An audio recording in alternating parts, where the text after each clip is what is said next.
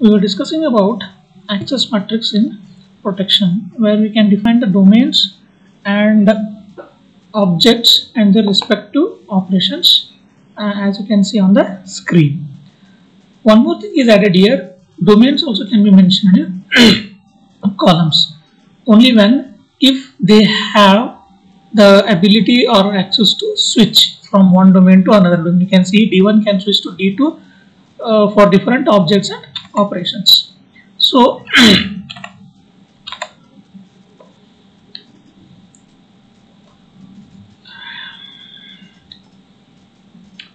a process should be able to switch from one domain to another domain. That gives us the privilege to work on different domains. Switching from domain DI to domain DJ. For example, from domain D1 to domain D2, what need to be done is allowed only if and only if the access right switch belong to access of I, j. If the access right switch belongs to these two, then only you can switch. You have the ability to switch here, right?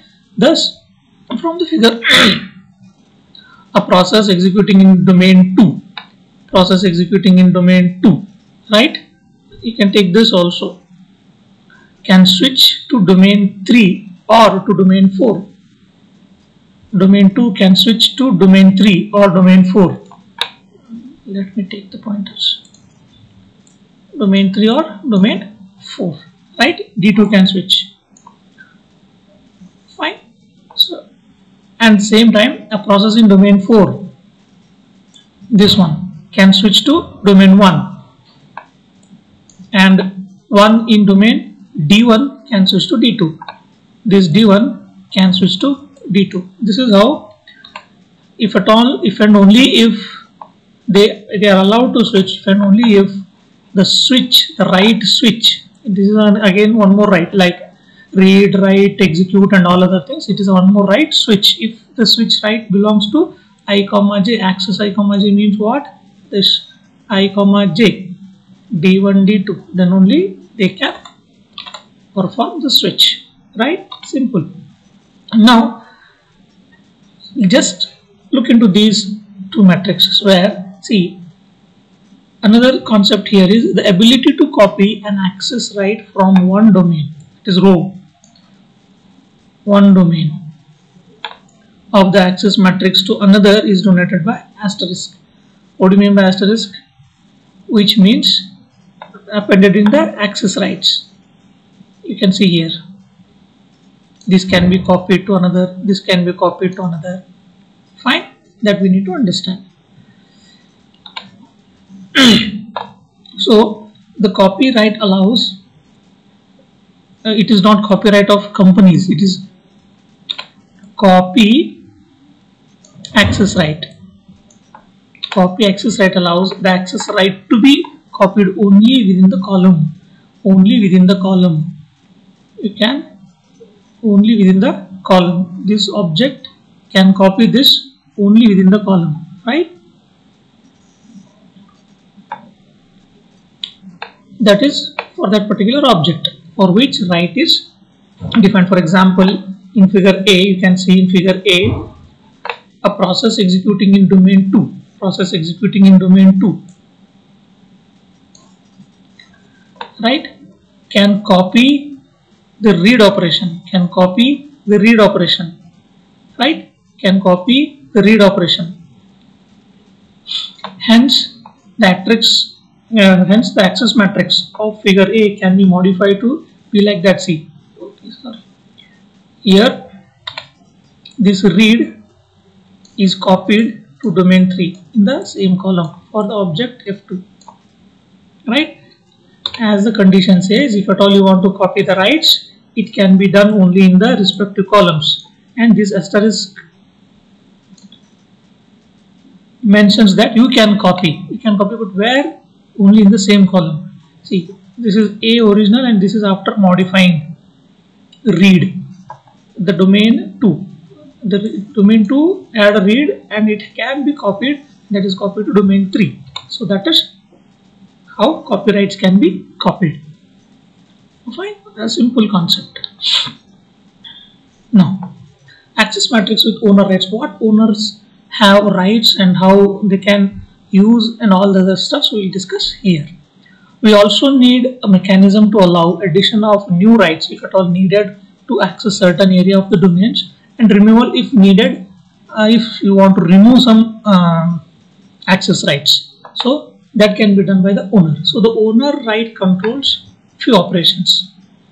For example, if access I comma j, one right, say for example this one, right, access I comma j, you can take the next also.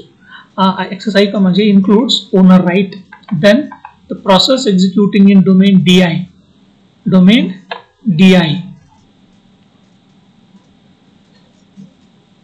can add or remove any right in any entry in the column j. Domain at the you have row. Suppose you have a owner here, we can change any right. For example, in figure A here, D1 owner execute, in this column we can change any or add or remove the rights, right? For example, figure A, domain D1 is the owner of F1. Domain D1 is owner of F1, correct? Owner of, thus can add or delete any valid rights in the object, any valid rights in this object. D1 owns this, right? So similarly, domain 2 is the owner of F2 and F3. Domain 2 is owner of F2 and F3, right?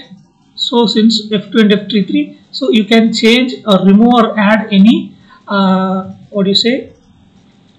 rights to these objects F2 and F3. So domain 1 can add for F1, domain 2 can add F2 and F3.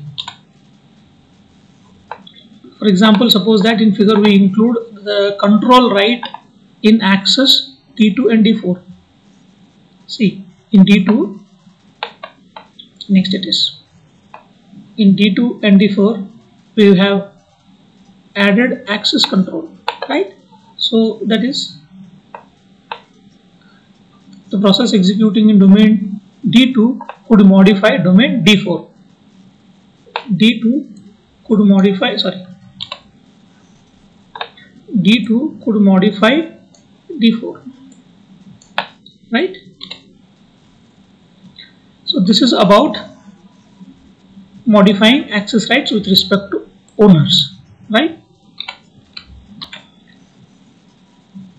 Here we can see, since it is owner, right, for object F1 it can remove or add. So it has removed execute of D3, right? Whereas F2 and F3 are owned by domain D2, you can add or delete in this column anywhere. You can see here in the figure B where it has added right for D3. So this is how the owner access control, access right can add or remove rights to the domains in the same column for same object, right? So now the next concept we need to discuss is access control. Fine. What do you mean by access control? Why it is needed? That we need to discuss.